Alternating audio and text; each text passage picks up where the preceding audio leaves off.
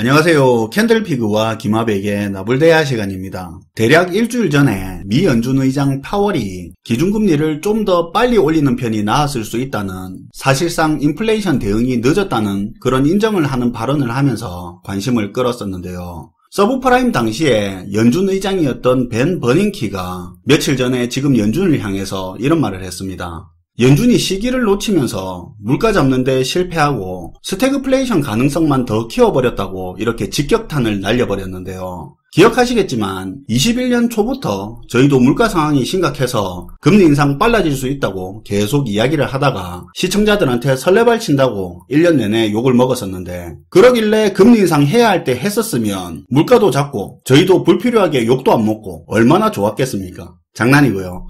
아무튼 이렇게 물가 잡는 일이 상당히 어려워졌다는 일이 현실화될 가능성이 커져버린 상황에서 이번에 미국에서 가계 소비의 바로미터나 다름없는 아마존이나 월마트, 타겟 등 유통 공룡들이라고 하는 기업들 실적이 속된 말로 개박살이 나면서 경기 침체의 못구름 우려까지 커져버렸는데요. 진짜 물가는 계속 오르면서 경기 침체가 일어나는 스태그플레이션이 발생할 수 있는 거 아니냐는 그런 걱정이 커져버린 상황이죠. 그래서 오늘은 지금 우리 옆에 실제로 벌어지고 있는 상황을 이야기하면서 실물 경제 분위기에 대해서 느껴보는 시간을 가져보도록 하겠습니다. 반갑습니다, 김하백님. 네, 안녕하세요. 어제 미국 금융시장이 패닉에 빠지는 일이 있었습니다. S&P 나스닥 할 것 없이 주가지수가 4%씩 빠지면서 투자자들을 공포로 몰아넣었는데요. 근데 주식 투자 시장을 보면 이런 와중에도 국내든 해외든 아직도 바닥을 거론하면서 투자를 권유하는 얘기가 돌고 있는데요. 물론 투자가 중요한 것도 맞고 지속적으로 투자를 이어가야 되는 것도 맞는데, 개인적으로는 지금 상황이 투자만을 위해서 경제를 챙겨볼 그런 타이밍은 아닌 것 같습니다. 그럼 뭘 챙겨봐야 되는 겁니까? 지금 우리 주변에서 벌어지고 있는 경제 여건을 봤을 때 정작 챙겨야 될 포인트는 지금 내가 갖고 있는 일자리라든지 혹시 사업체가 있다면 내가 운영하고 있는 이 사업체가 언제든지 위기에 처해서 문제가 될 수 있다는 점을 인지한 상태에서 나오는 뉴스 기사도 챙겨보고 경제 활동을 이어가는 게 보다 중요할 것 같다는 생각입니다. 그러니까 지금 상황이 내가 투자로 돈을 벌고 말고 외에 먹고 살고의 문제가 더 커진다는 얘기죠.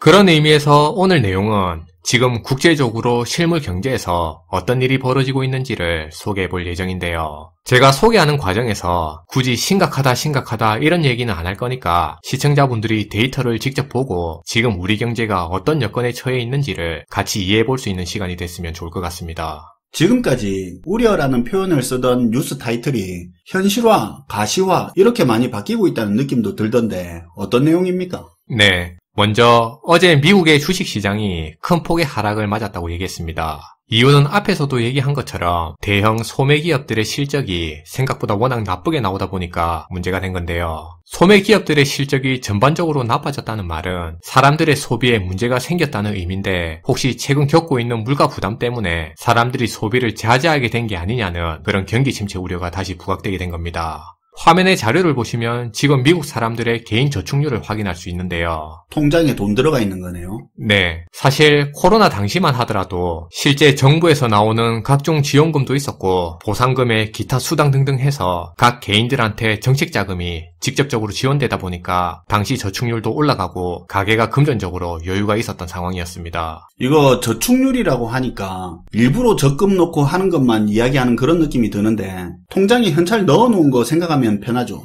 네, 그렇게 생각하시면 될 것 같아요. 아마 기억하실 건데 실제로 당시에 사람들이 여유가 있다 보니까 일자리에 복귀를 안 해서 일자리는 남는데 실업률도 같이 높아지는 이상한 현상이 나타나기도 했습니다. 근데 지금 보면 자료에서도 확인할 수 있는 것처럼 가계 주머니 사정에서 점점 여유가 사라져가고 있어요.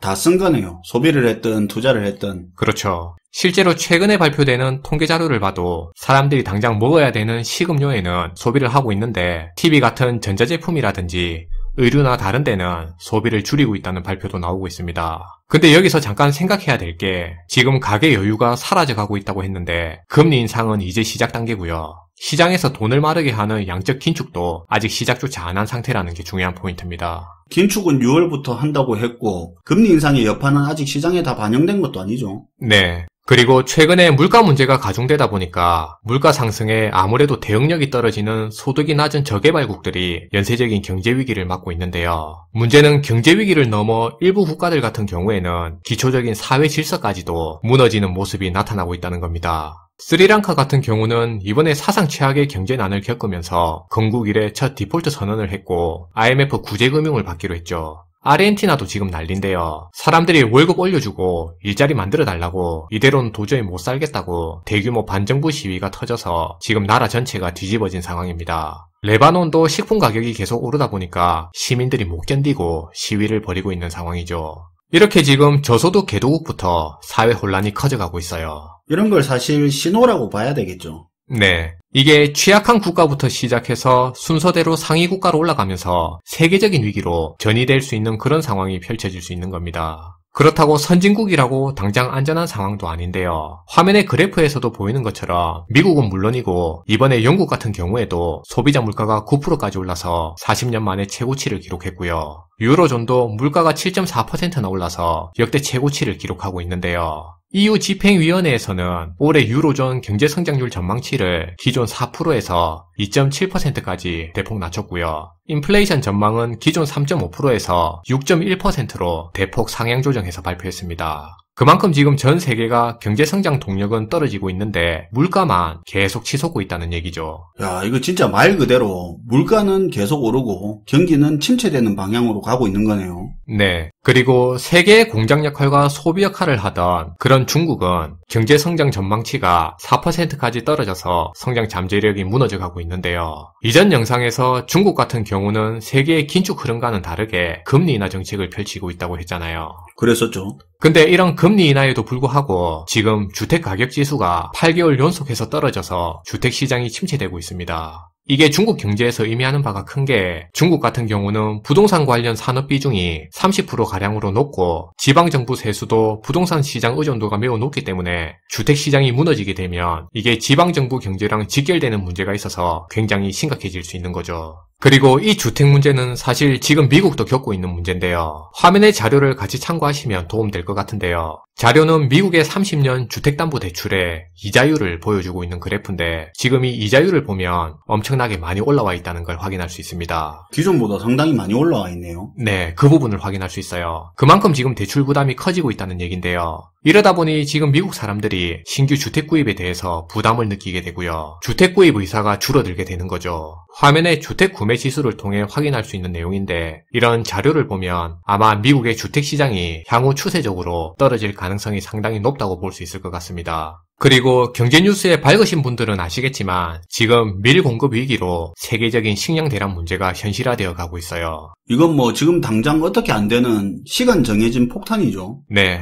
그래서 더 큰 문제로 다가오고 있는 건데요. 세계적인 밀 생산국 1, 2위가 중국하고 인도인데요. 근데 지금 이런 인도가 폭염으로 밀 수확이 줄고 자국 내에서 밀 가격이 오르다 보니까 밀 수출을 금지하는 조치를 내렸는데 이게 현재 식량 위기를 가중시키고 있습니다. 그리고 현재 중국도 문제인 게 코로나 봉쇄 조치로 비료와 사료 공급에 차질을 겪게 된 거죠. 그러다 보니 아직 여물지도 않은 밀을 사료용으로 쓰려고 조기 수확하는 일이 성행하게 됐는데요. 근데 이렇게 되면 나중에 밀 수확 시기가 돼서 생산량 감소로 상당한 공급 차질로 이어질 수 있습니다. 중국 당국에서는 밀 조기 수확 금지령을 발동하고 있는 상황인데요. 그만큼 세계적으로 지금 밀 생산이 굉장히 부족해질 수 있는 그런 상황에 놓인 거죠. 참고로 지금 전쟁하고 있는 러시아와 우크라이나도 대표적인 밀 생산국 중에 하나예요. 우크라이나 같은 경우는 이번에 파종을 원래 하던 거에 3분의 1도 못했다는 그런 이야기도 들은 것 같습니다. 네. 그리고 여기에 우리나라 같은 경우는 지정학적 위기도 가중되고 있는데요. 최근에 미국이 진행하고 있는 건데 인도태평양 경제 프레임워크라고 IPEF라는 걸 만들었는데 이게 뭐냐면 그냥 간단하게 말하면 여기에 가입한 국가는 중국하고 기술적으로 엮여서 거래하지 말라는 겁니다. 근데 문제는 얼마 전에 중국 외교부장이 우리나라가 이 IPEF에 들어가는 거에 대해서 노골적인 반대 의사를 밝혔다는 겁니다. 그래서 앞에서 말한 여러 경제 문제에 더해서 우리나라 같은 경우에는 예전 미중 무역 분쟁처럼 또 중국이냐 미국이냐 하는 그런 선택의 문제까지 더해지게 된 상황이 됐습니다. 이런 와중에 최근 KDI에서 우리나라의 경제 전망을 발표한 게 있는데요.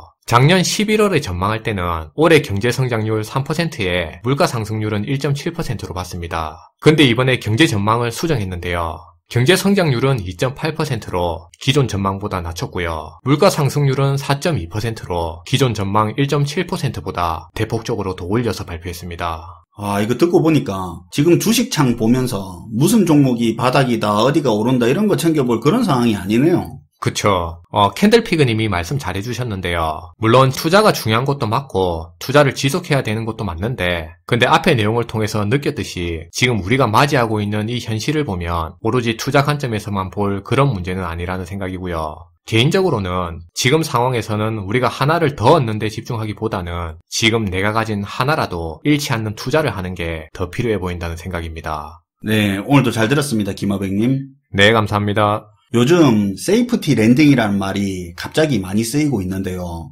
연착륙이냐 경착륙이냐 말하다가 굳이 안전한 착륙이라는 이 말을 자꾸 쓰는 이유는 연착륙이 사실상 어려워지는 분위기로 가고 있는데, 그렇다고 경착륙이라는 말을 쓰기에는 부담스러우니까 자꾸 세이프티 랜딩이라는 말을 쓰는 건데요. 연착륙이 어려워진다는 말이 경기 하락 과정에서 실업률 타격이 크게 생길 수 있다는 말을 다르게 하는 거니까 이게 우리한테 무엇을 의미하는지 반드시 기억을 하고 있을 필요가 있을 것 같습니다. 시청해주셔서 감사하고요. 지금까지 나불대화 시간이었습니다.